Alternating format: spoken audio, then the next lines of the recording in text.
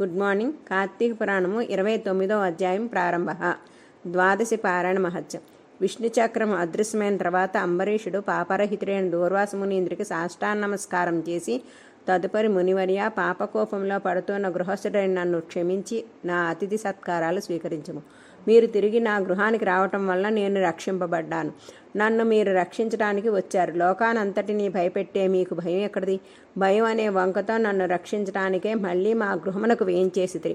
మరల దర్శనమిచ్చి ప్రాణదానం చేశారు అంటూ అంబరీషుని దూర్వాస మునీంద్రుడు ఆలింగనం చేసుకుని ఆనందంతో, ఓ రాజా, ప్రాణదాత తండ్రి అనబడతాడు.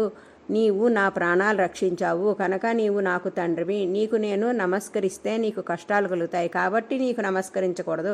నీకు శ్రమ పెట్టినందుకు తగిన ఫలితం అనుభవించాను. నా కష్టాన్ని బ్రాహ్మణ వ్యక్తిగల నీవు తీర్చావు. నీతో నిస్సంశయంగా భోజనం చేస్తానని అతనితో కలిసి భోజనం చేశాడు.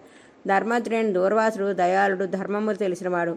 విష్ణు భక్తుడైన అంబరీషుని పరీక్షించాలని ఈ ప్రయత్నం చేసి అతని భక్తిని నిరూపించి అతనిని పొగిడి దూర్వాస మునీంద్రుడు వెళ్ళిపోయాను.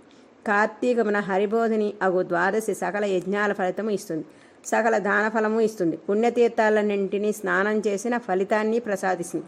కార్తీక శుద్ధ ఏకాదశి నాడు ఉపవాసం ఉండి రాత్రి జాగారం చేసి ద్వాదశి నాడు బ్రాహ్మణులకు దానాలు చేసి భక్తితో పారాయణ చేసినట్లయితే అతని సకల పాపాలు హరిస్తాయి. కార్తీకంలో శుక్లపక్షంలో విష్ణు భక్తుడైన ద్వాదశి కొంచెం ఉన్న ఉత్తమ లోకాలు పొందగోరే విష్ణు భక్తుల ద్వాదశిని విడవకుండా పారాయణం చేయాలి. కార్తీక శుద్ధ ద్వాదశి నాడు చేసిన దాన పారాయణ మహాఫలం ఇస్తుంది. ఈ ఉపాఖ్యానం శ్రద్ధాభక్తులతో వినినవారు సకల పాపాల నుండి విముక్తులయ్యి పుత్రపౌత్రాదులతో సకల సుఖాలు అనుభవించి ఉత్తమగతిని పొందుతారని అత్రి మహర్షి అగస్త్యునకు వివరించారు.